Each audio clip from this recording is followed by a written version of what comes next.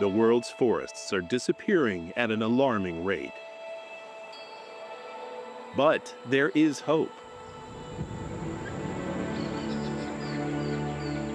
In Central America, there is a secret crew of skilled workers. Wild animals that rebuild the rainforest.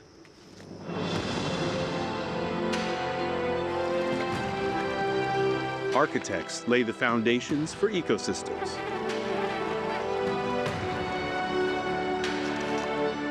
Trailblazers open the forest up to movement. And unlikely gardeners actually plant new trees.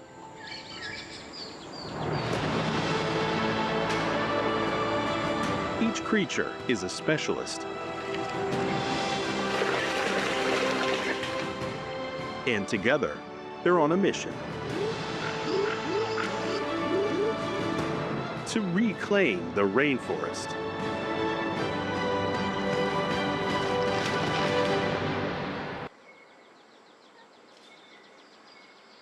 It's hot today in the forest, and it's not even 7 a.m. Someone's ready for breakfast.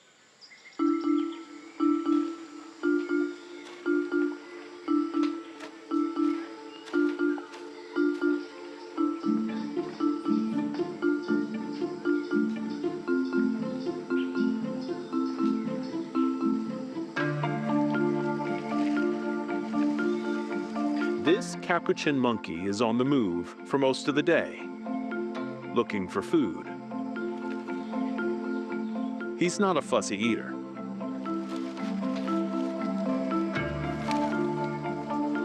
Berries, bugs, nuts. Anything goes.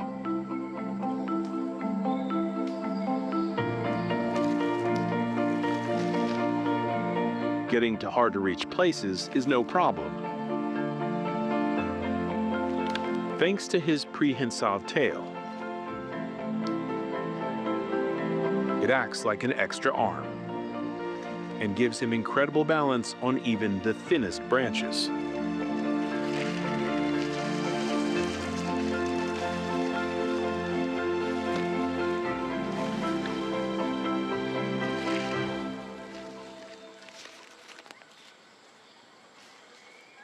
Capuchins are New World monkeys, like all monkeys in Central America. But they're considered the smartest because of their ability to solve complex problems. They use cognitive mapping to plan the most efficient routes. By covering vast distances and eating diverse foods, they're actually helping the forest to grow.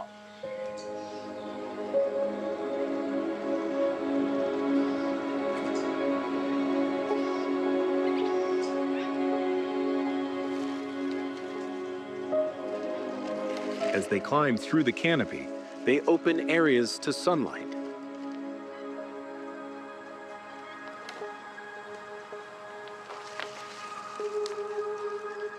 And every berry or fruit with seeds is a tree planted through poop.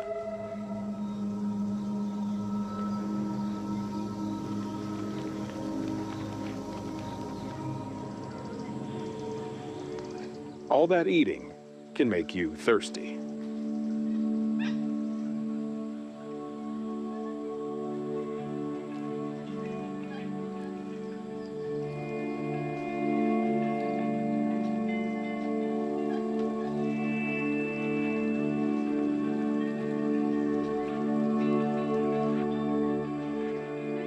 Leaving the trees is a dangerous move for a monkey.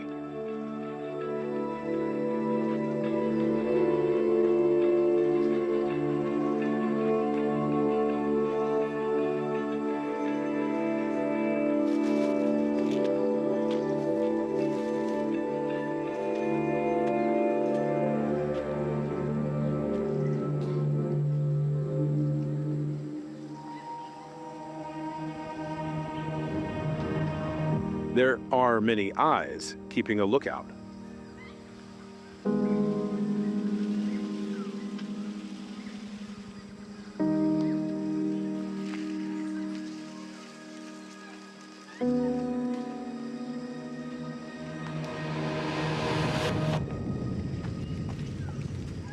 But he isn't easy to spot.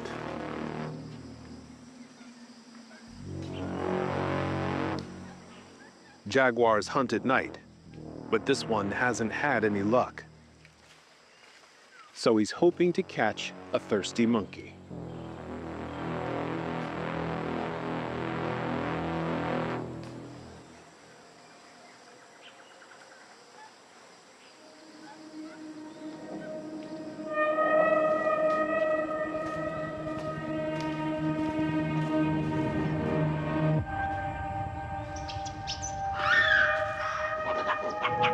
The lookouts finally sound the alarm.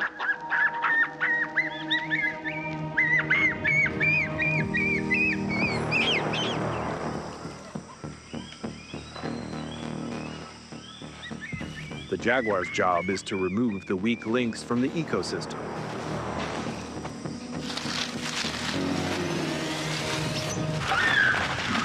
None of those around today.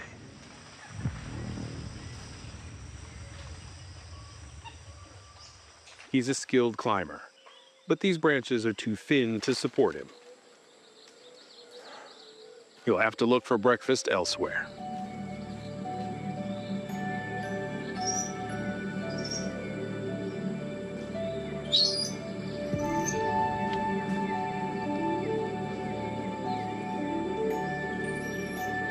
Connection in Capuchin society is everything.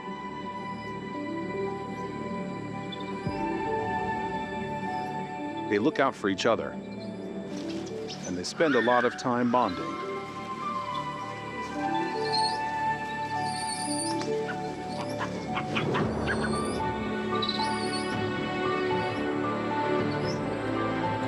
But they're also deeply connected to everything around them.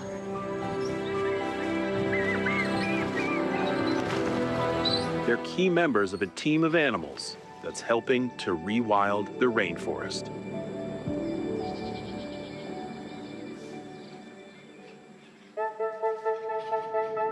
The Mesoamerica biodiversity hotspot serves as a green bridge between the Americas. But it has seen some of the highest rates of deforestation in the world, losing an average of 1.4% annually for almost 5 decades. Progressive legislation is seeing an increase in protected areas. And that's all that our rainforest heroes need. Animals that live here are capable of fixing the problem, if given the space.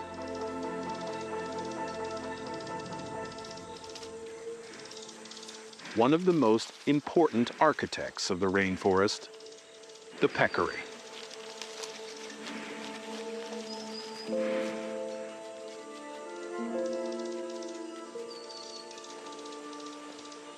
Unassuming little pigs with big jobs.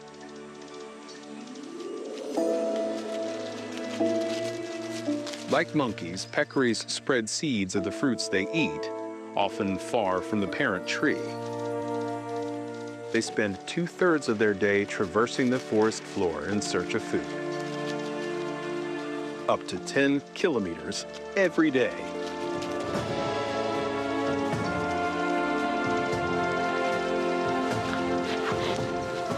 Despite their peculiar physique, they're surprisingly agile. Their cloven hooves give them traction.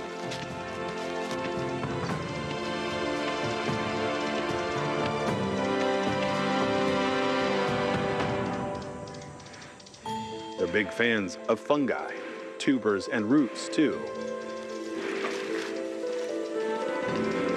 As they dig up the goods, they aerate the soil and mix in organic matter. This nutrient cycling makes the soil better for plants to grow. Peccaries also control plant growth by eating whatever is abundant. Right now, it's dry season. Water is scarce and all animals feel the pressure. Making matters worse, it's El Niño this year. It means less rainfall than usual. These peccaries need to find water. If they can't find it, they dig for it. They use their tough snouts like trowels to push back layers of dirt.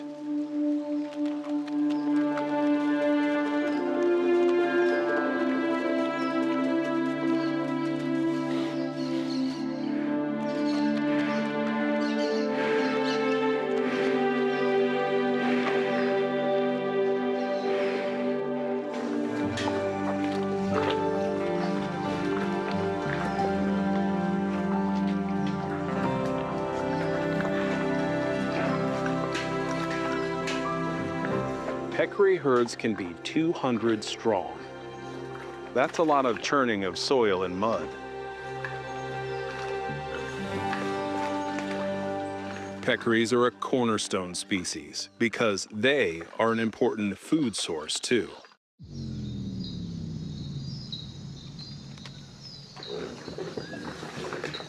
Since he missed out with the capuchin, the jaguar is hoping to nab a peccary.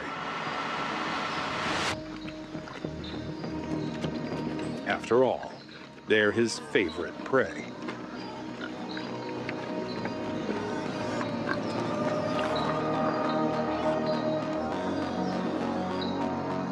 The jaguar's role is to remove weak and sick prey. That's how he keeps this peccary population healthy and prevents overgrazing.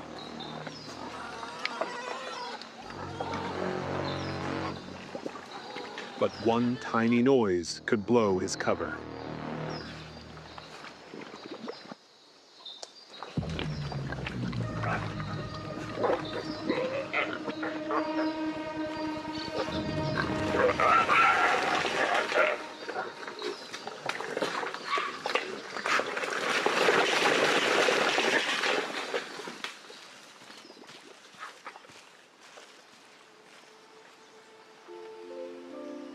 The peccaries have left behind a gift to the forest.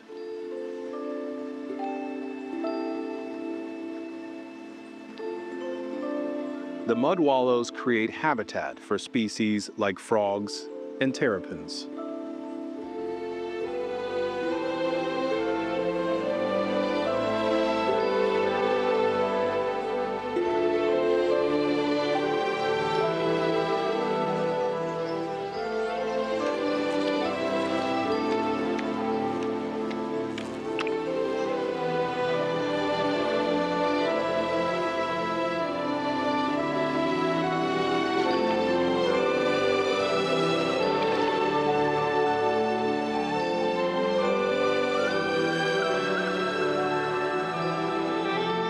The effects of the peccary's fun are long-lasting.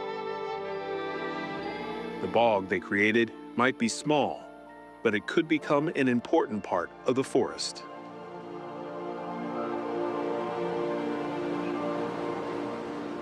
Here, everything is governed by natural processes, with little or no influence by man.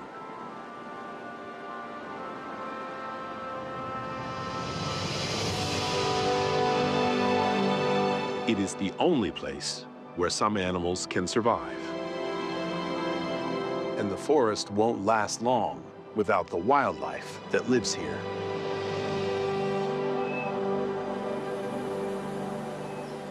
Each animal has a role to play in the rewilding process.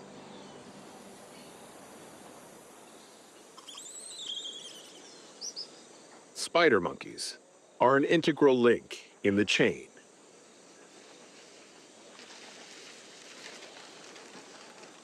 Their name is apt. Like giant spiders spreading their long legs and arms out in the canopy up above.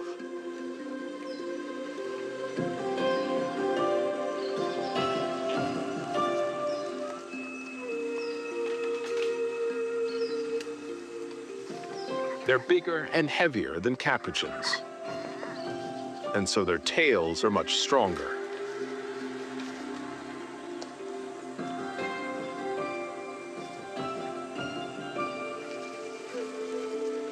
They can go where capuchins can't. Unlike capuchins, spider monkeys can brachiate, swing from branch to branch. They've even evolved to have no thumbs, just 4 long fingers on each hand. This enables the spider monkeys to move faster. They are so good at climbing trees that they do everything up there. Their bodies are simply not built to be on the ground.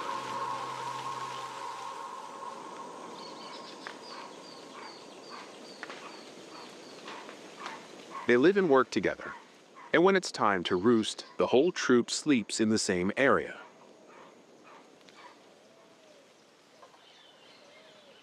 This is the biggest group actively studied by scientists.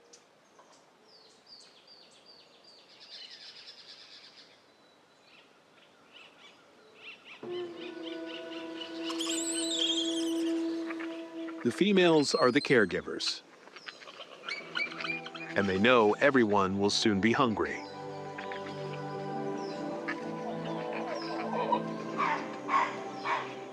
Their calls beckon. Time to split up.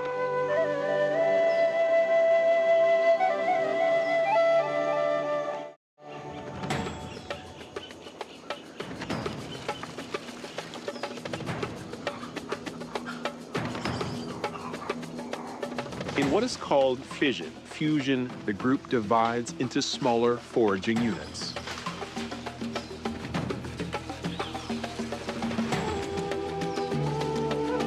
This way, they cover more ground, but also avoid competing for the same piece of fruit.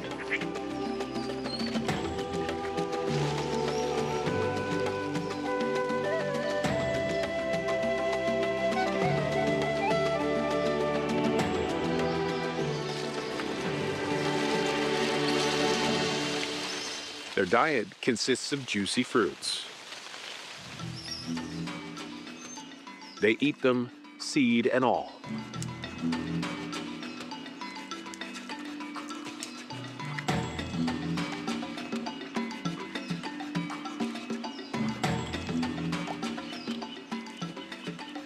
This is a crucial moment for the tree, because the monkey is taking the seeds with him to a completely different area of the forest.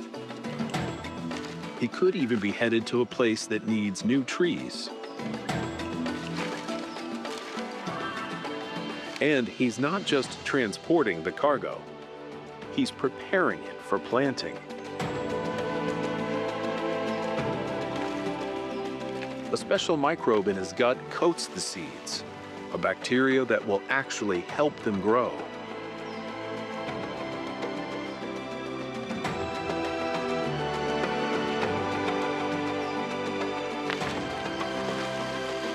By adding that special touch, spider monkeys have become the gardeners of the forest.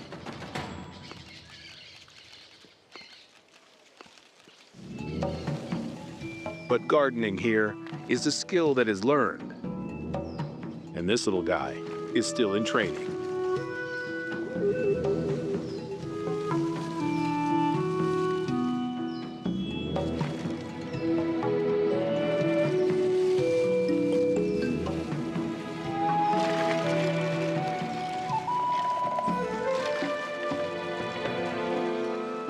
He's got to learn how to climb, otherwise he'll be at risk.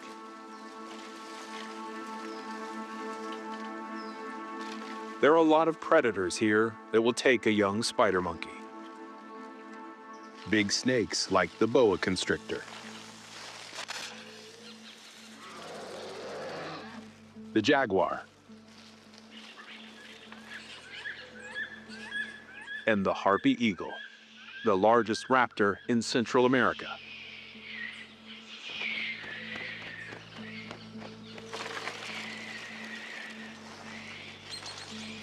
For the little spider monkey, it's crucial that he learn to stay with his group.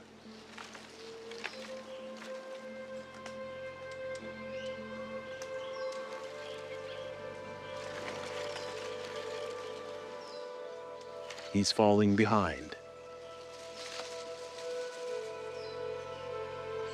The dry branches are too far apart for his little arms and legs. So Mom steps in.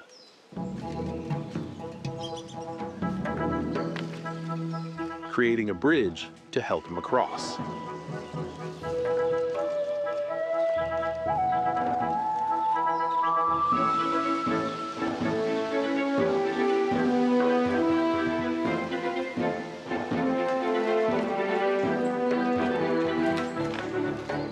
Baby spider monkeys form strong bonds with their moms and stay with them until they're 3 years old.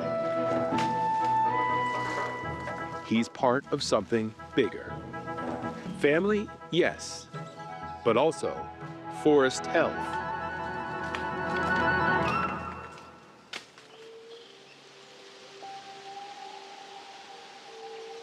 Spider monkeys connect different parts of the forest as they move.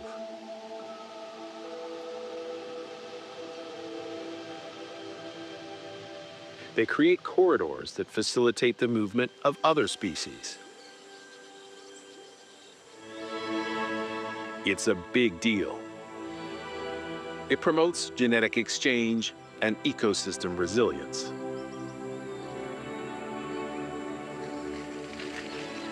The spider monkey effect is far-reaching as they move over great distances every day, while others keep their rewilding jobs very local.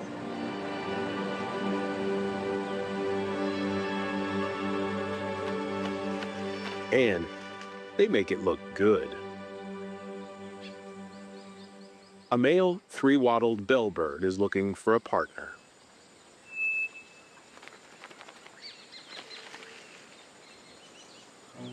The fleshy appendages that adorn his face have no function other than their sexual appeal.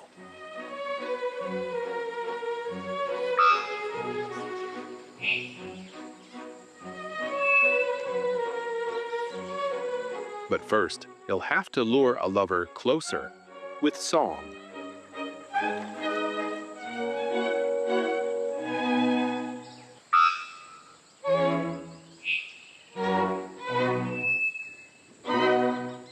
What a voice.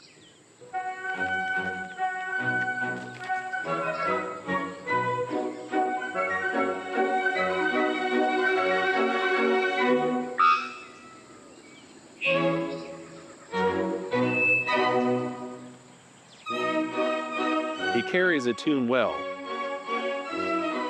and the sound carries far and wide.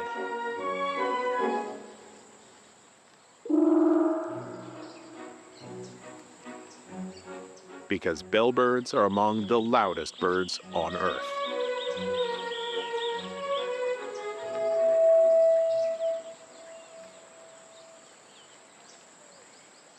He's not calling from any branch. It has to be a sunny spot, and so often coincides with a gap in the canopy. As sunlight reaches the forest floor under his perch, the soil here is kept fungus-free. The seeds that he drops get to grow in a healthy spot. For some trees, seedling survival is higher when dispersed by bellbirds than by any other bird.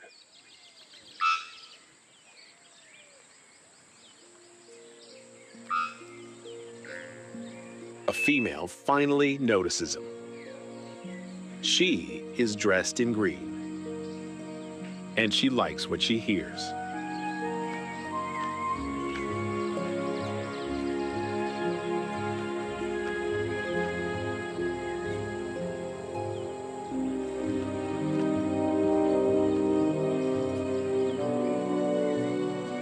After a little courting and more singing, they may be making more bellbirds.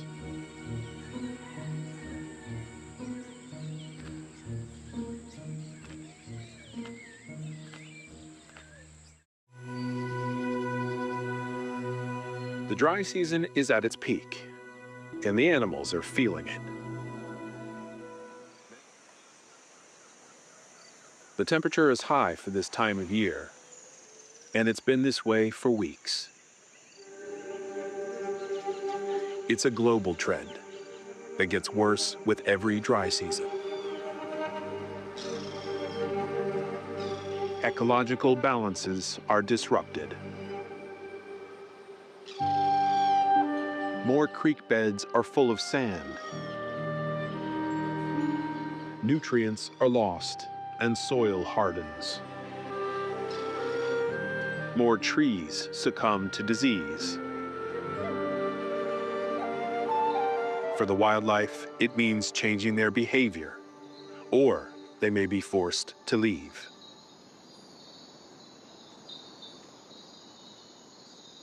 Then, just in time, the wind whips up, a sure sign of the seasonal shift.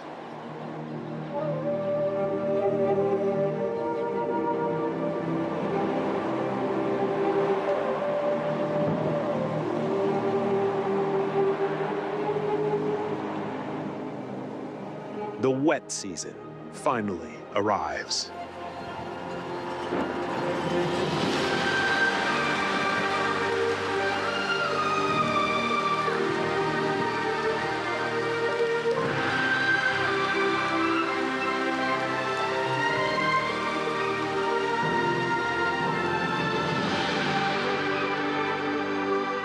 The return of rain triggers an explosion of new life.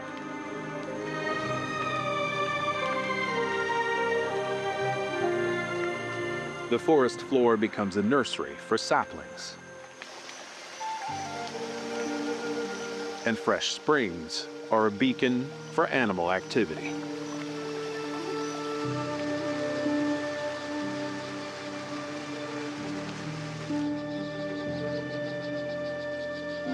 The water wakes up thousands of gliding tree frogs that have been hiding in the canopy for months.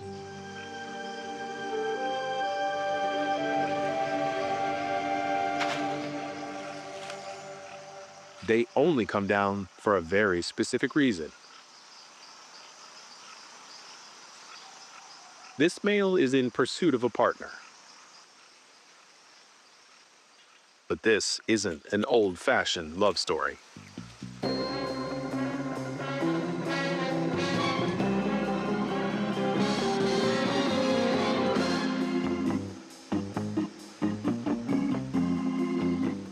First, he has to find a female.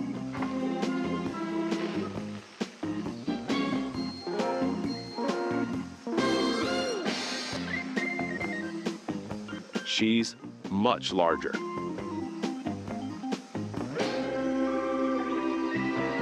Big enough to take him for a ride.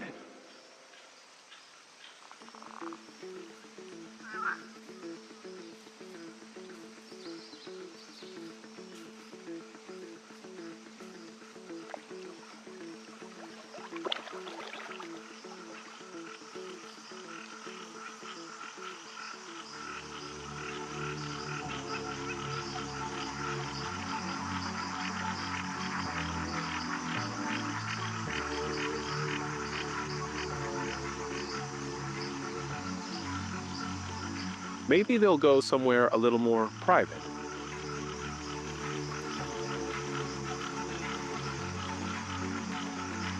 Nope. It's that kind of party.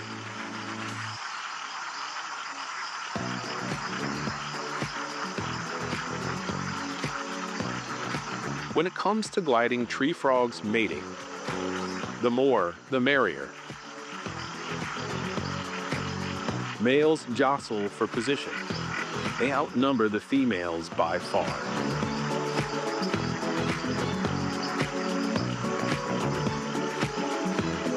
It's a frenzy of egg laying and fertilizing that will go on all night.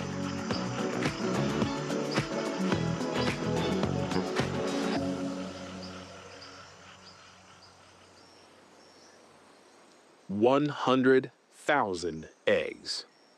in just a few hours. There's a good reason for the high numbers. Less than half of these eggs will hatch to become tadpoles. After fertilization of the eggs, the males begin their long journey back to the canopy. They will not descend until next year.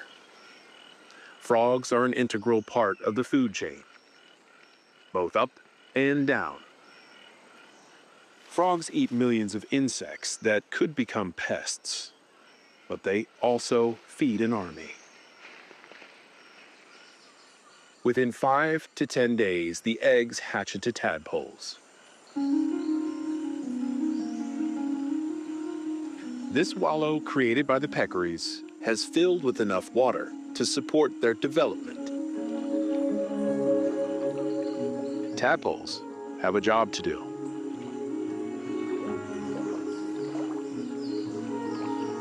They can prevent algal blooms by feeding on algae, so the water's oxygen levels are maintained.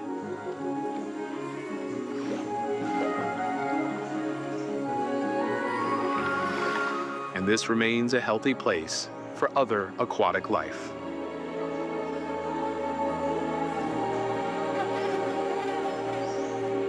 $80 to 90% of tadpoles are eaten. That's important too. Many animals rely on this seasonal buffet for their own species' survival. For some species of frogs, only 1% of eggs laid will survive to adult frog stage. They'll be at the orgy next year.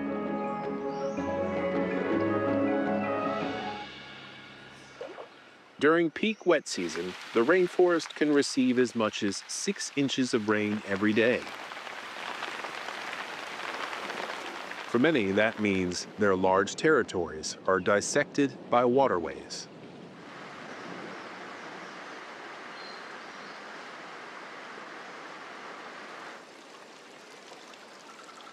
Peccaries use the water to regulate their body temperature with a refreshing dip.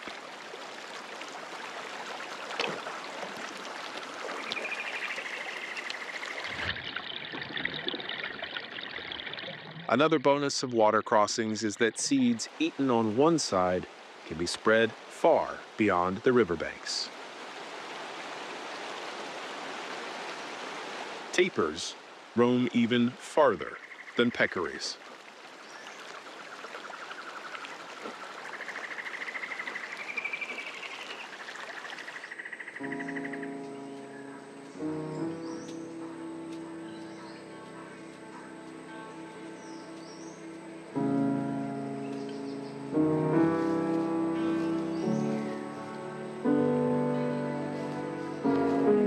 All that traveling comes with unwanted companions.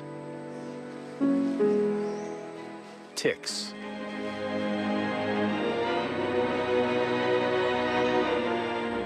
So a quick swim to wash them off.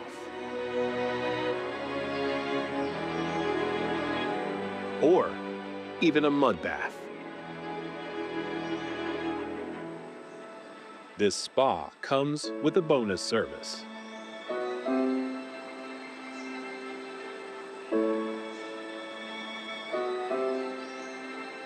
A basilisk lizard will help clean up those pesky ticks.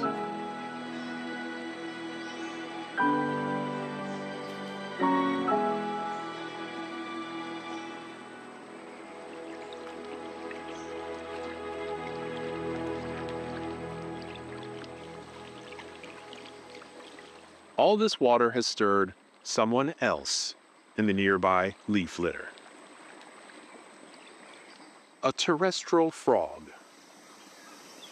This boring-looking fella can't climb trees like the gliding frogs. And his color is drab in comparison, for now. These are yellow toads, and we'll soon see why. They've been estivating in the leaf litter and underground, waiting out the dry season. Now, as temporary pools form, They're called into arms.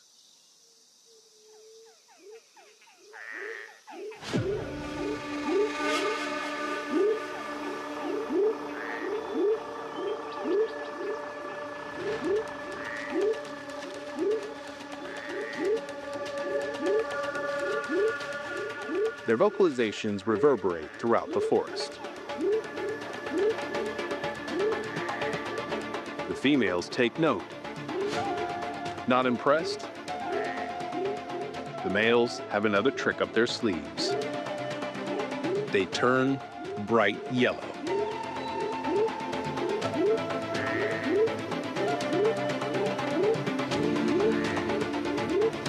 While gliding frogs pile on top of each other and fertilize in frenzy, the yellow toads have fighting spirit.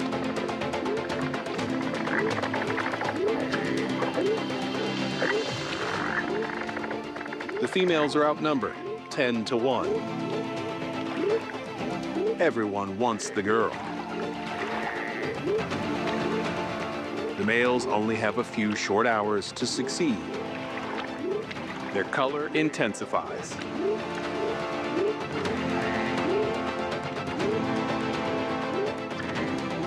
One lucky male spots an opportunity in the chaos.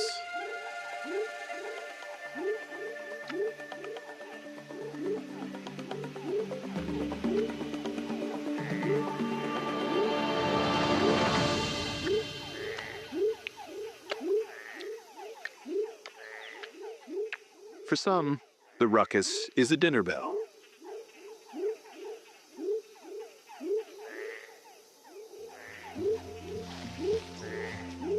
A parrot snake is here for it.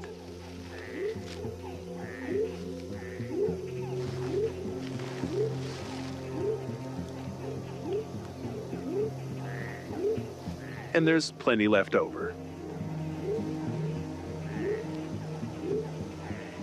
But feeding the masses is not their only rewilding win. Toads excrete nitrogen-rich waste. This super poop boosts plant growth and is a real reason why rainforests are so lush.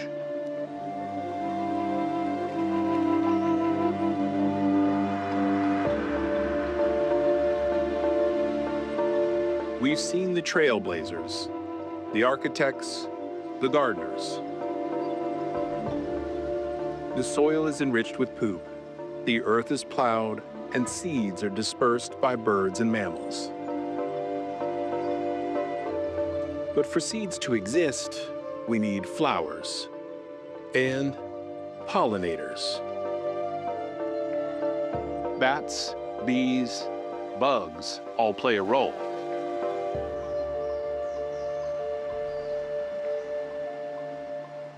And perhaps the most famous rainforest pollinators.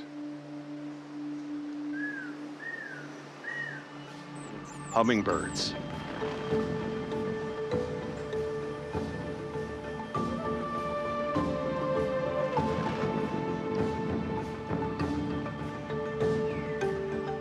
Their efficiency as pollinators is thanks to their high energy demands. Beating your wings 80 times a second means refueling on sugar all the time.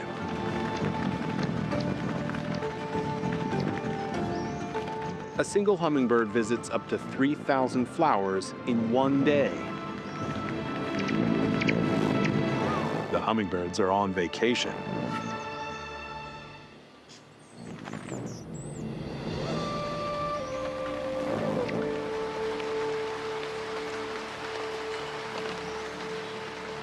They've flown 2,000 miles to escape the cold North American winter.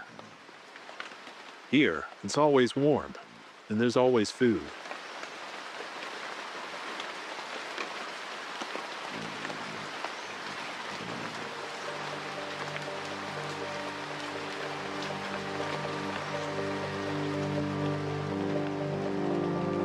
These jewels of the jungle are lifelines for over 8,000 plant species, come rain or shine.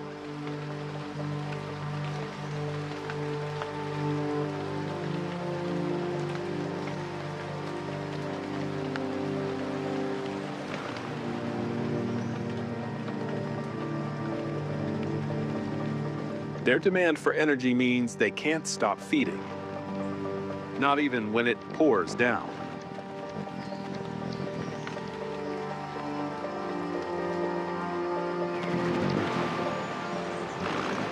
So they jostle for the most sheltered flowers,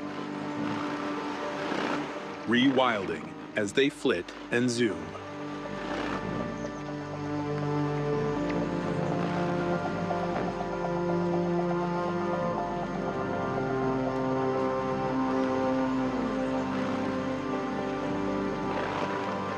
Without rainforest animals doing their bit, rainforests can't exist.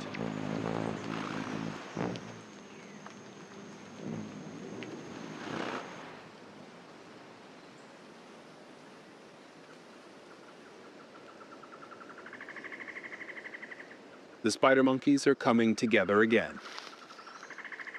After spending the day foraging, they reconnect. The leading females call everyone in.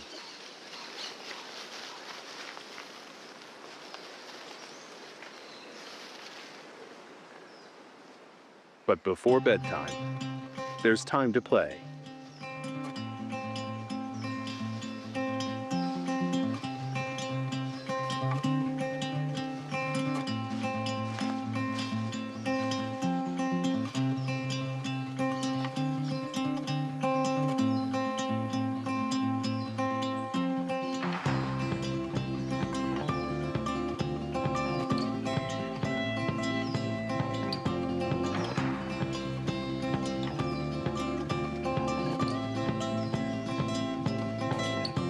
A new friend joins them. The rainforest still surprises us with never-before-filmed behavior.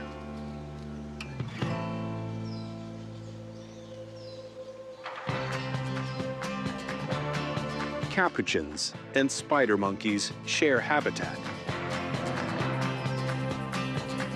Yet never before have we seen them play like this.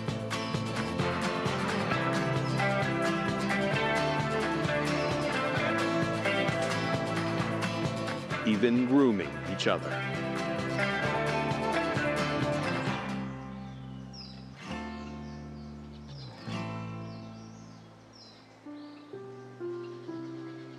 A reminder that we're all in this together.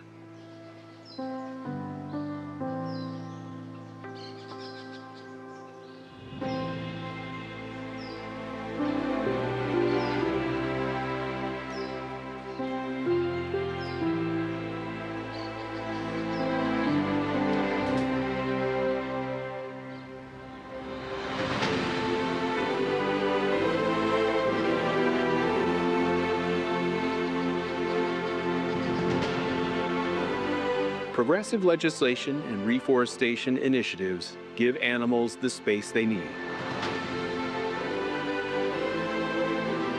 In countries like Costa Rica, Belize, and Panama, forest cover has stabilized or even increased in certain regions.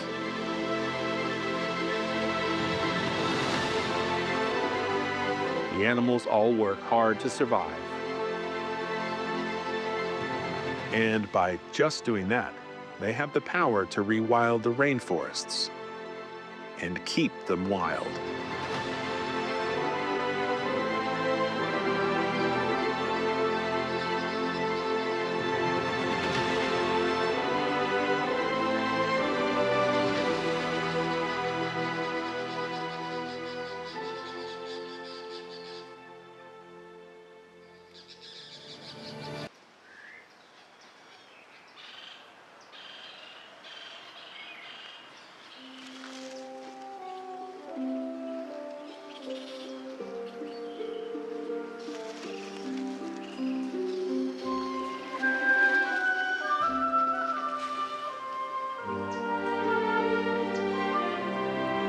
It's lunchtime for the capuchins of the rainforest.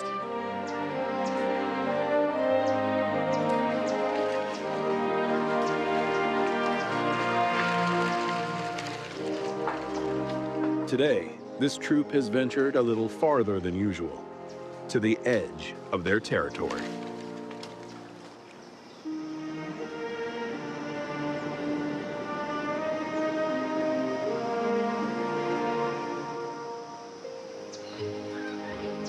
This little guy isn't riding on Mom's back anymore.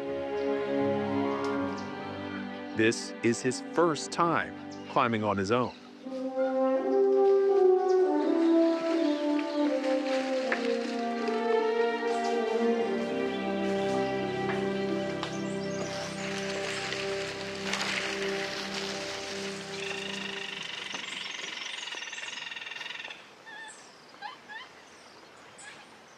For him, this is a strange new land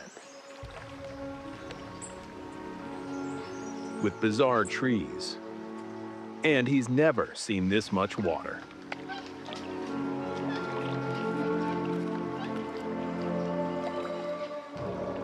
What would happen if he fell in?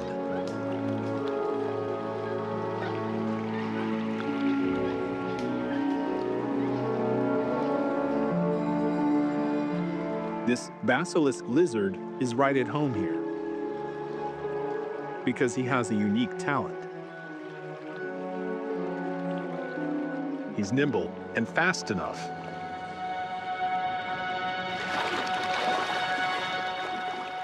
to run on water. Our monkey is much heavier.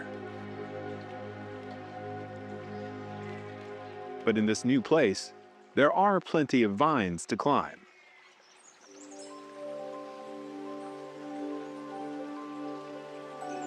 They're in the mangroves.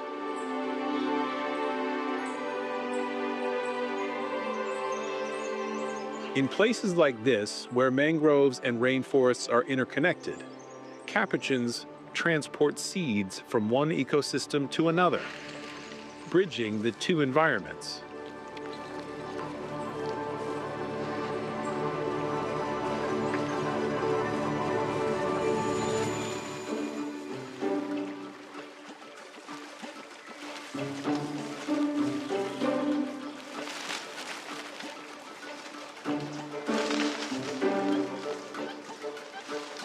This troop has developed a taste for the peculiar fruit of mangroves.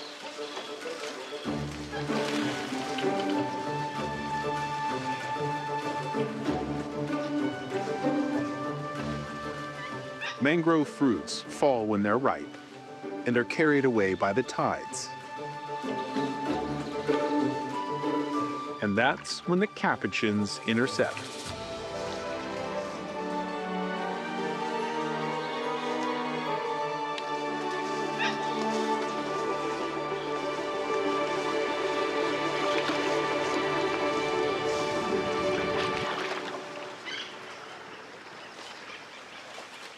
The youngster isn't convinced.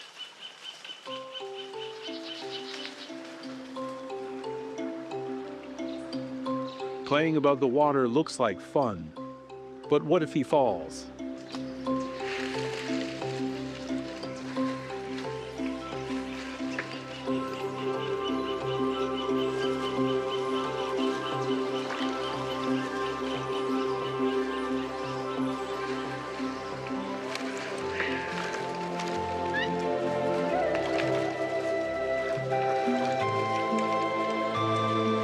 Just as he's getting the hang of it, he realizes it actually kind of feels good.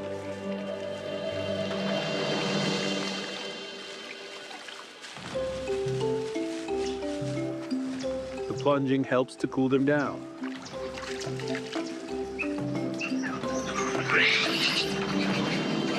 And it can flush out parasites from their fur.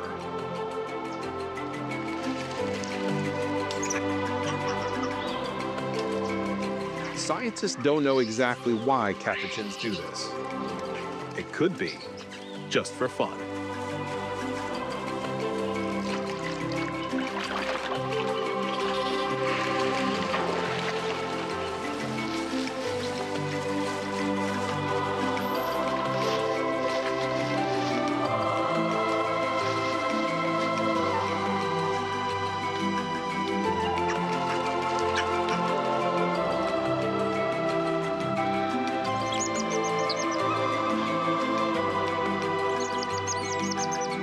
Youngster looks on as his mom shows him a neat trick. She uses her tail like a sponge to soak up the water.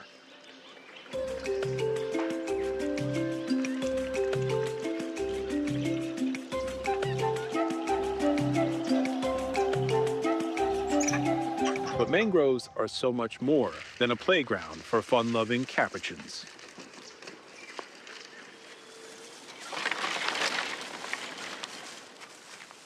These trees are on the forefront of rainforest protection.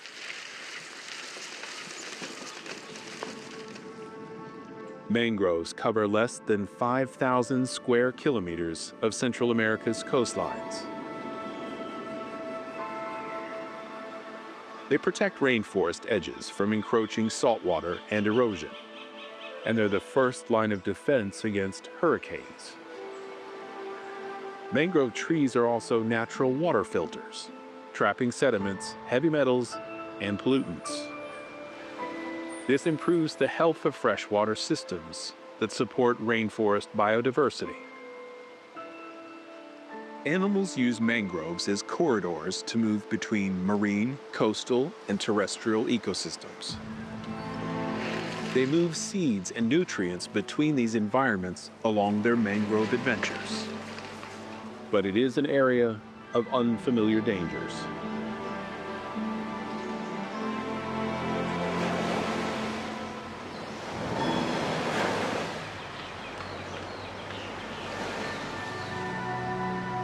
Opportunistic crocodiles can easily ambush them here. A good reason to keep their swims short. And to return to the safety of the trees.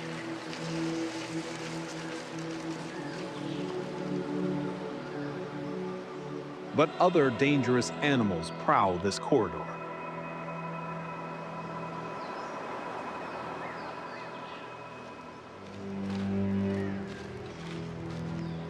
This jaguar follows the edge of the forest to a sandy cove.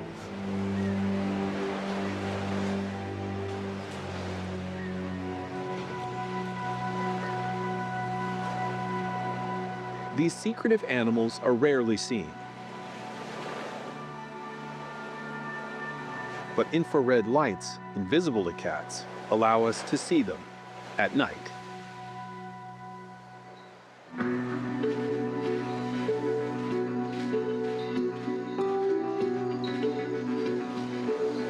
She hasn't had much luck with hunting in the forest.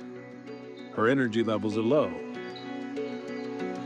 Catching a monkey will take more than she can expend. But this beach is the perfect place to stage an ambush. Tonight is a special night.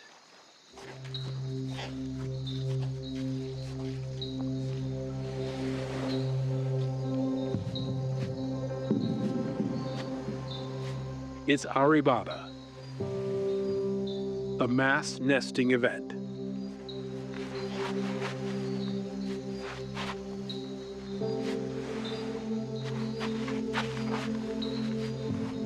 Over multiple nights, this beach could see over 100,000 olive ridley turtles nesting.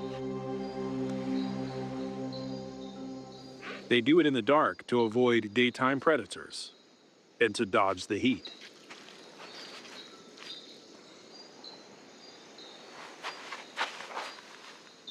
They must dig above the high tide mark.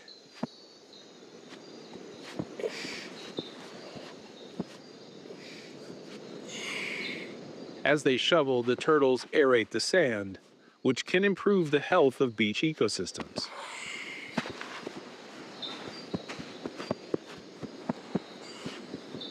There's something to be said for strength in numbers. Some choose to dig closer to the forest.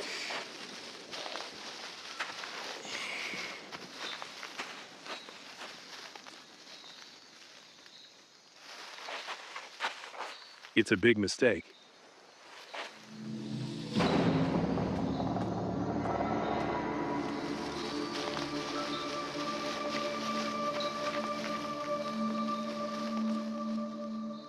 but also a gift.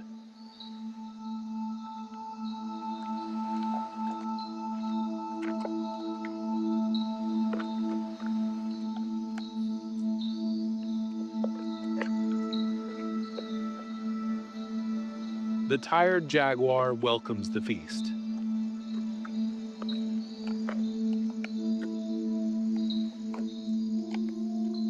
It may be enough for her to survive for a week.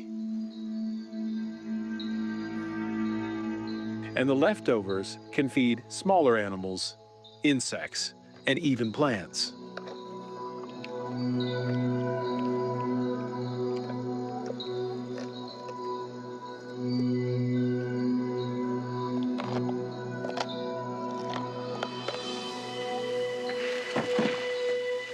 Losing one turtle to a jaguar has no effect on turtle numbers.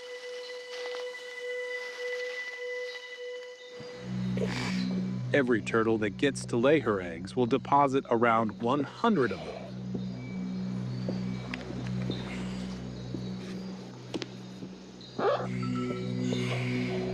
And they'll do it again in 2 weeks.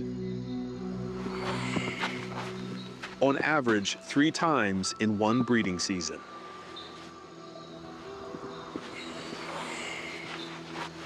The 𝗥𝗲𝗹𝗁𝗂 is a boost for the rainforest food web. Millions of eggs buried in the sand.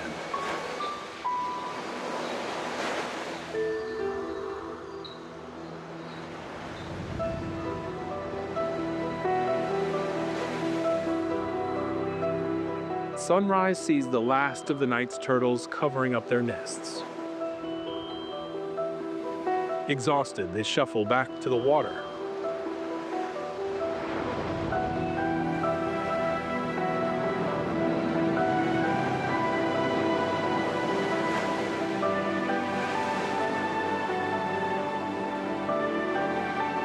This is the end of their parenting journey.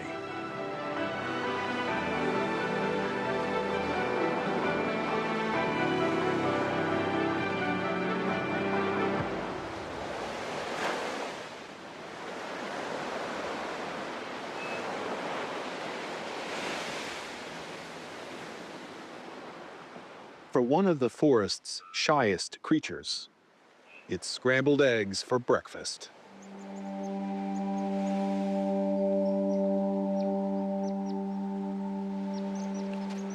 Coatis are opportunistic, just like their raccoon cousins. But unlike them, coatis mainly scavenge for food during the day. They're mixing valuable nutrients into the edge of the forest soil. Plants and microorganisms all benefit. And they're carrying nutrients back into the forest.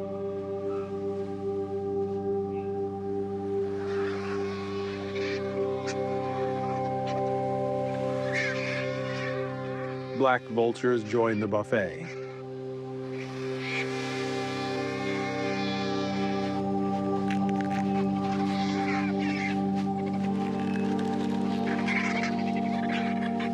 They're not keen hunters. They lack the big talons of raptors, but their beaks are useful tools.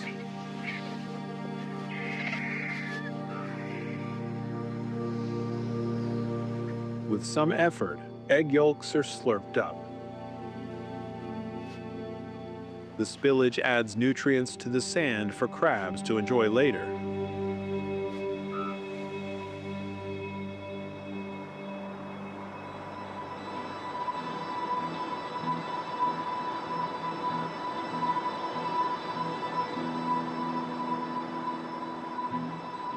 The eggs were a good starter, but the hungry black vultures will need more.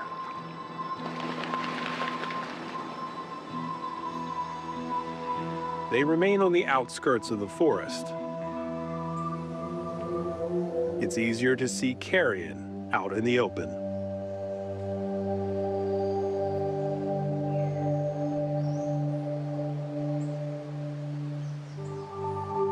Bingo. On the edge of the forest where farmlands meet the wild, a horse carcass is a stockpile of nutrients. This is where vultures have earned their reputation.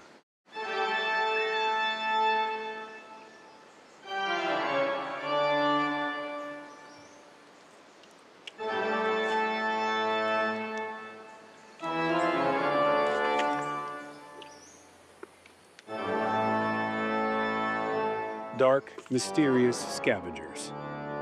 But they play an important role in breaking down nutrients for the forest.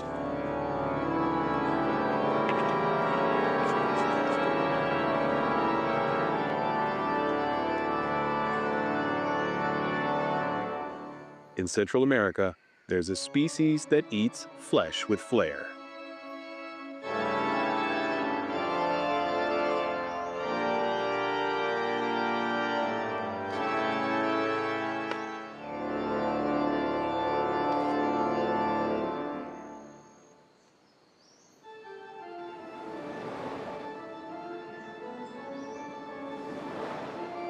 This is the king vulture. Larger, more colorful, and with a penchant for pushing its weight around.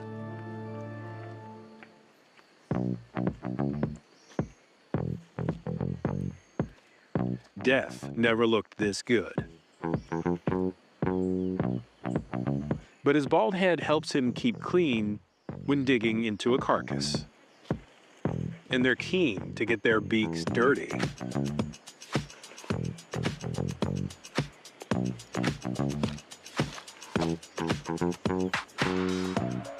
King vultures are top-rated cleanup specialists. Other birds stand aside. Their beaks are stronger than other vultures, who often rely on kings to open up a carcass. That huge lump in his throat is actually a special storage compartment. It's a muscular crop that holds tons of fatty food to eat later. King vultures are royal fertilizers. While they feed on the fringes, their homes are in the forest. That's where they'll deposit nutrients, and it's also their love shack.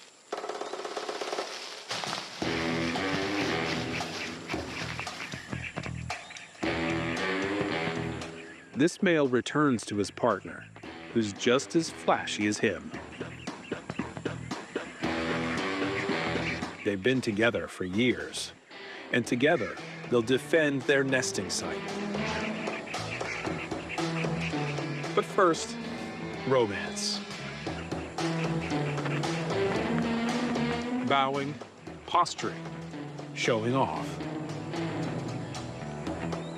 Before sealing the deal with mutual preening.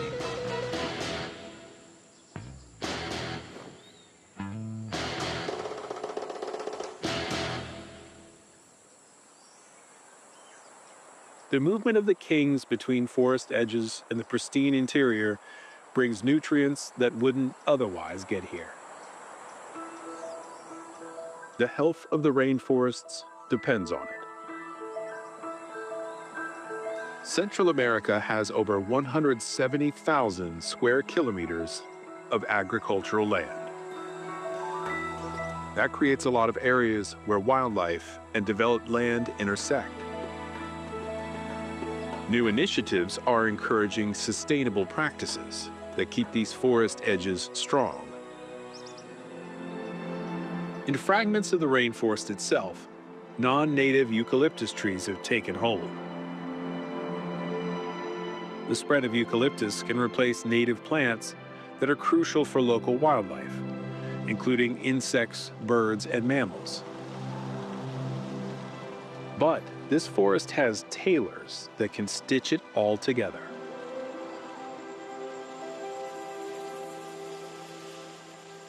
A flock of 𝗿𝗏𝗄𝗯𝗄𝗏 soar above a patch of eucalyptus trees. They are very social birds, and they're into communal living.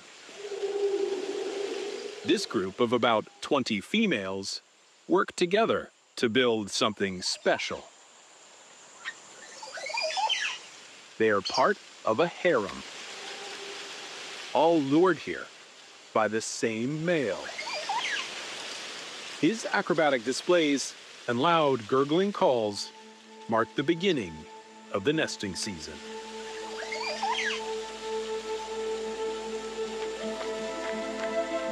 The females get to work, building their nests in a cluster.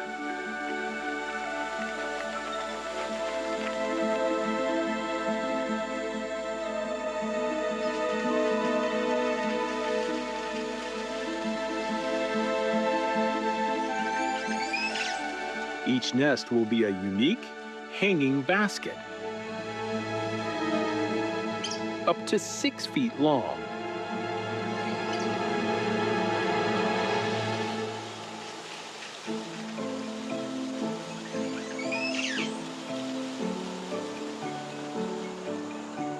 The eucalyptus tree's branches offer a good foundation, but strong building materials are essential.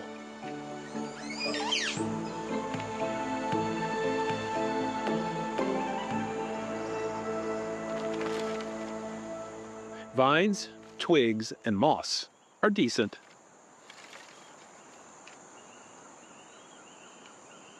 This bird has struck gold.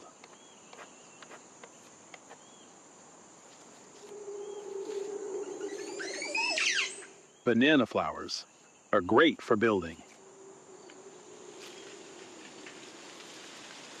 As she rips off strands of the flowers, she pollinates, rewilding as she builds.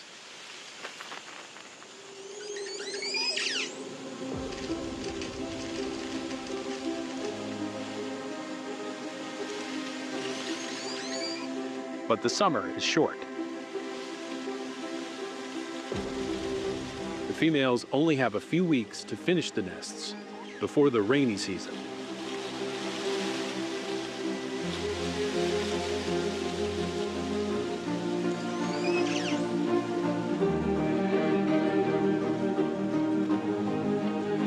Each morning, they get closer to their goal.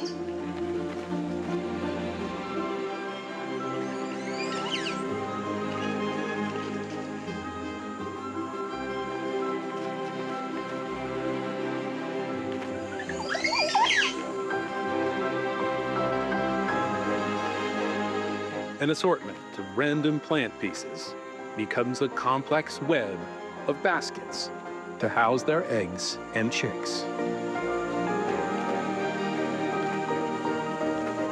Some harems can have up to 100 nests in one tree.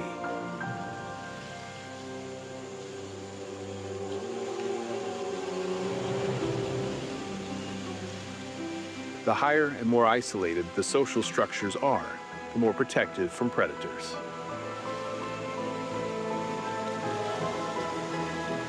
Here in the towering eucalyptus, the 𝗹𝗶𝗶𝗀𝗁𝗀 are on the edge of the forest.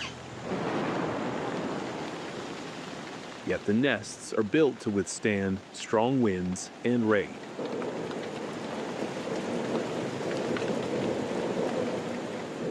And when the birds leave, the nest will become home to an array of insects.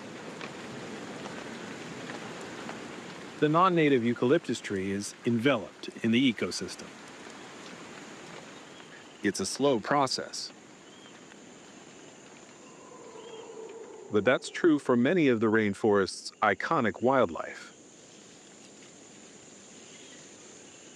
Especially this guy.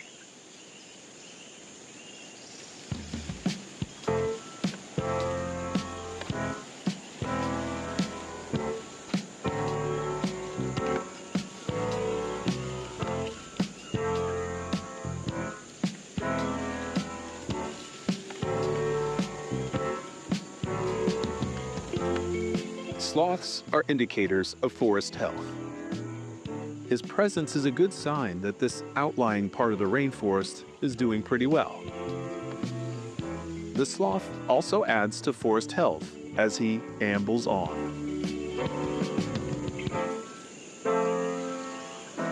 He carries with him an ecosystem in his fur. supporting fungi, algae, and bugs.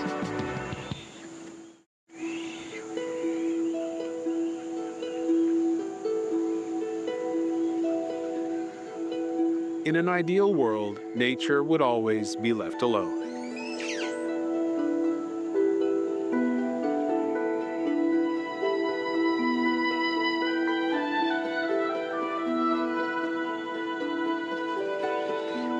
With 8 billion people on the planet, that's just not realistic.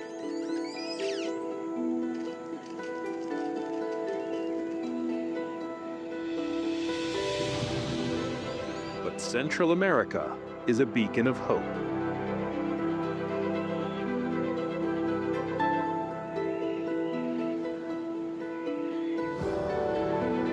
People and wildlife living side by side.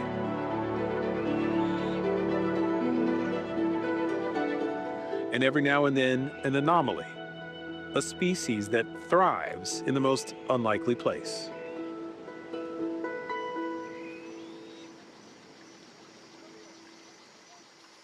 This blue-sided leaf frog follows a creek into a strange forest.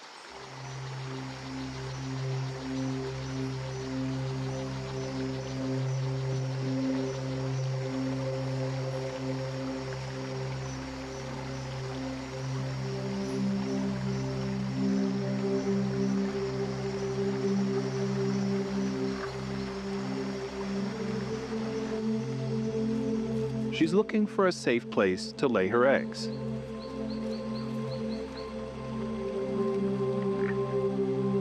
It's cool and quiet here, just how she likes it. Her toe pads are specially adapted for sticking to leaves and thin branches. She will spend most of her life in a tree.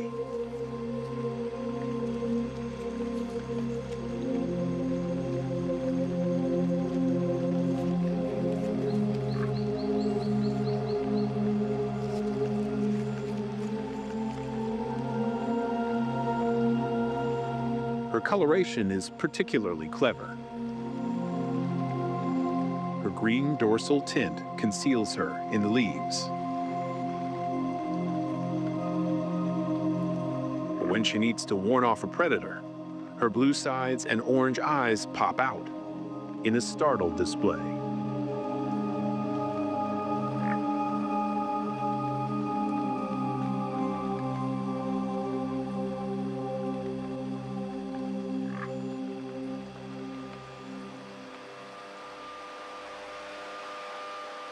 Then, movement.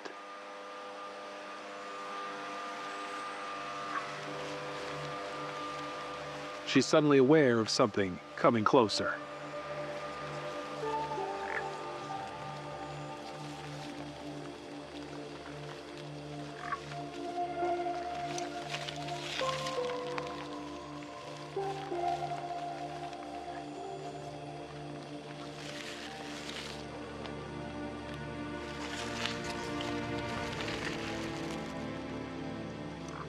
She finds herself amidst the harvest of coffee beans.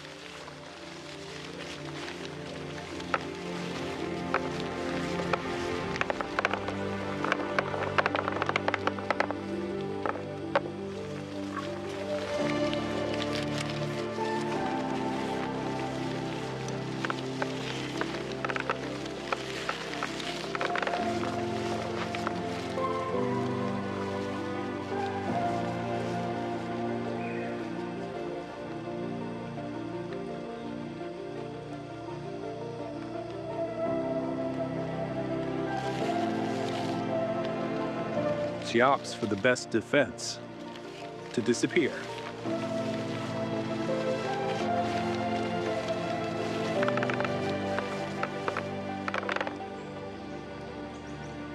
The shade offered by native trees makes it a cool and moist haven.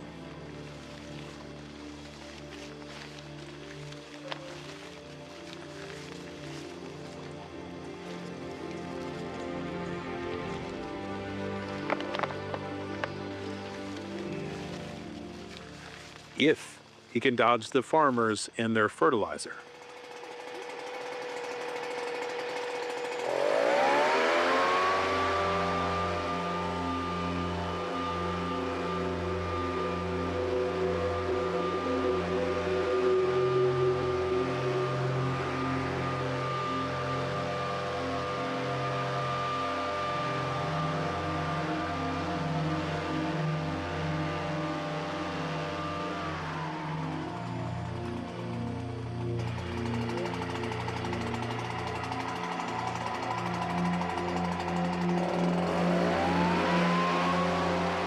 Like many amphibians, the blue-sided leaf frog breathes through its skin. She can't afford to get covered in chemicals. Maybe this farm isn't such a good home for frogs.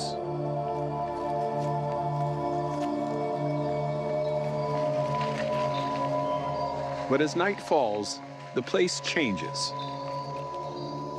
More of her species emerge, and she finds eggs.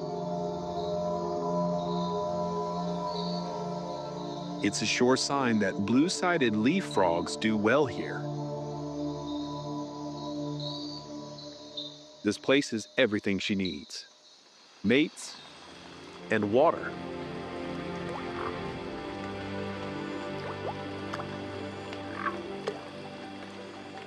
A reservoir used by farmers becomes a haven for the frog's future offspring. A perfect place for her tadpoles to kickstart life in the coffee plantation.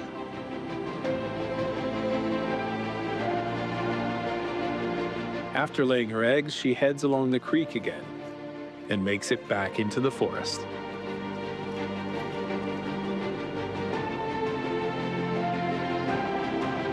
And so, coffee plantations become corridors that connect fragmented forest patches.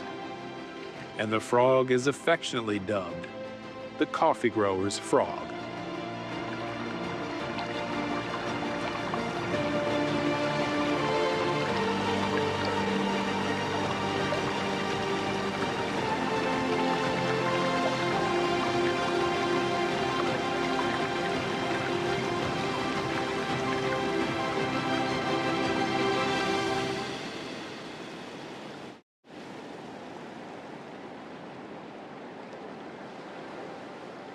As the sun sets on another busy day at the edges of the forest, the beach comes alive once again.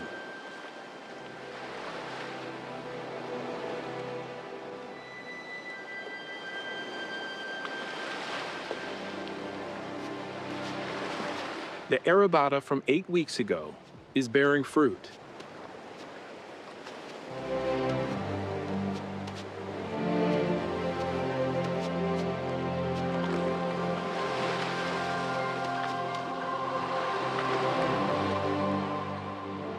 Baby olive ridley turtles pop up everywhere.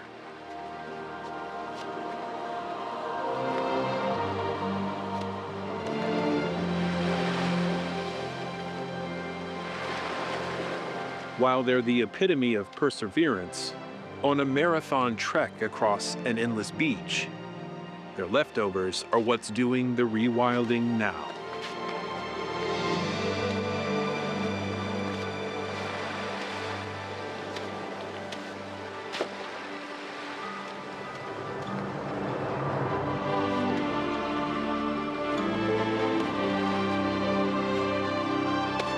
Their eggshells, still buried underground, now a pantry for fungi, microbes, crabs, and insects, as they decompose calcium and keratin trapped in broken pieces.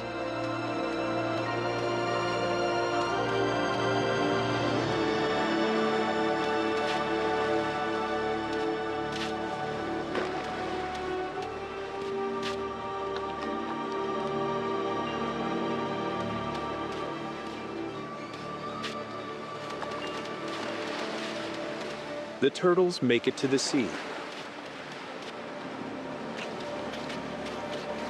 But their journey is just beginning.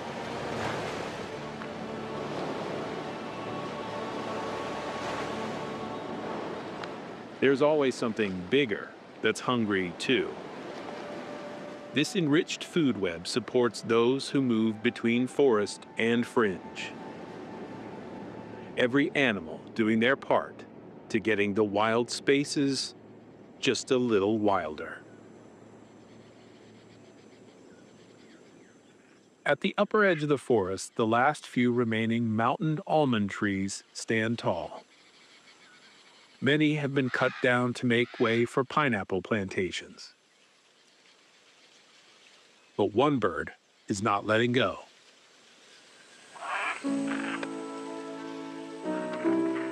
The great green macaw is nursing its favorite tree back to health. Almonds are a great source of nutrients and energy. And in return, the macaws provide some much-needed pruning. This bit of macaw gardening stimulates new growth and even prevents tree diseases.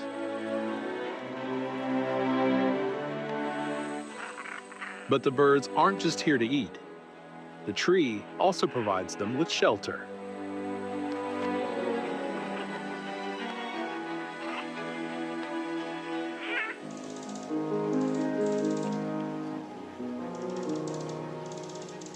Termites carve out soft areas in rotten limbs.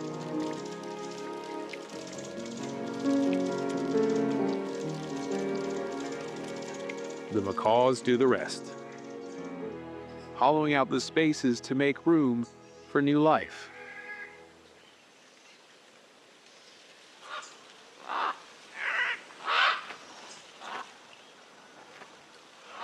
Mountain almond trees fix nitrogen in the soil, thanks to their relationship with special bacteria. This benefits all of the plants growing near them. The tree itself is rewilding the forest. The great green macaw does its part to help the trees, and in return, the trees provide them a place to raise a family.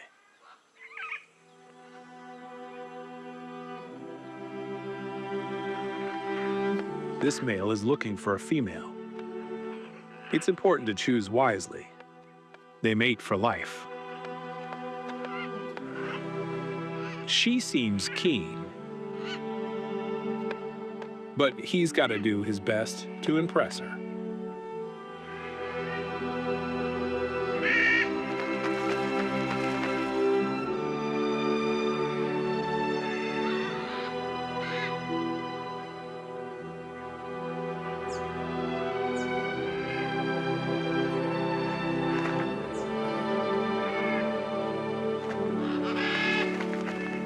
Some flirting, some playing, and it's true love.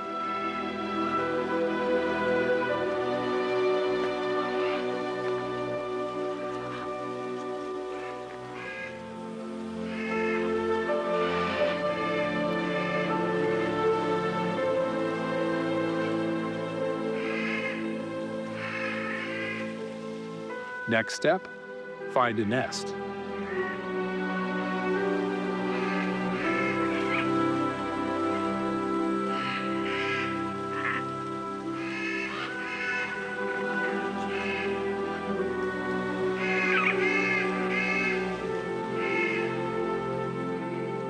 But high-rise apartments in this neighborhood are very in demand.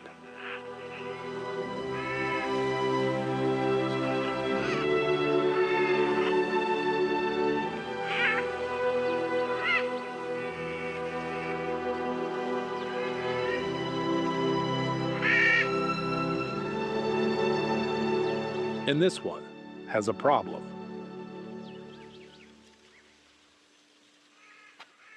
Squatters. Some red macaws have moved into the best nest site. They have the ability to live just about anywhere in the forest, but the green macaws depend on the almond tree to make their home. So there is only one option. The reds have to go.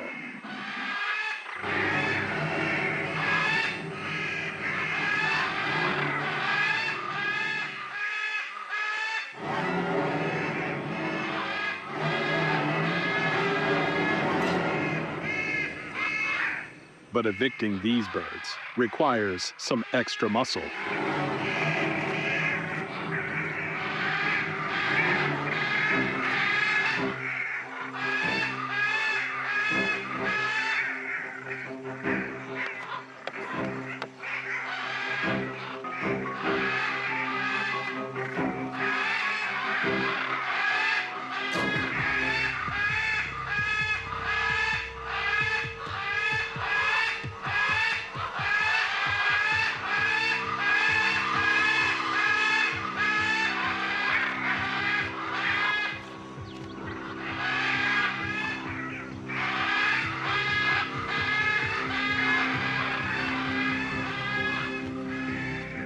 the red macaws will find a suitable site in one of the other emergent tree species.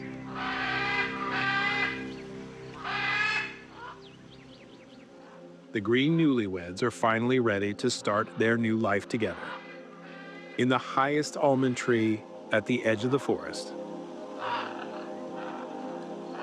It's been a tough ride. Now, the fun part.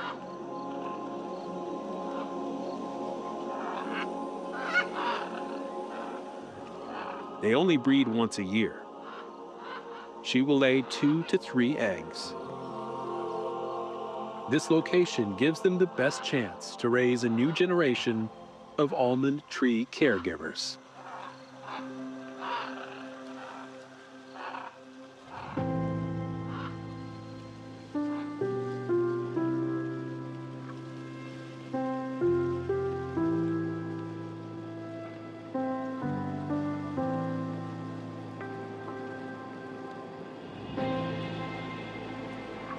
The gardeners, tailors, and explorers of the animal world work hard to keep their rainforest home wild, even on the edges of the human world.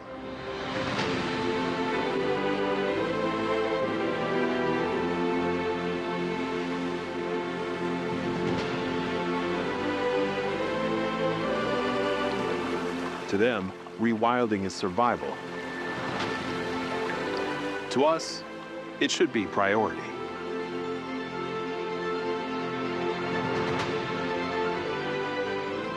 Rainforests, wildlife, and humans are all connected. And our existence depends on theirs.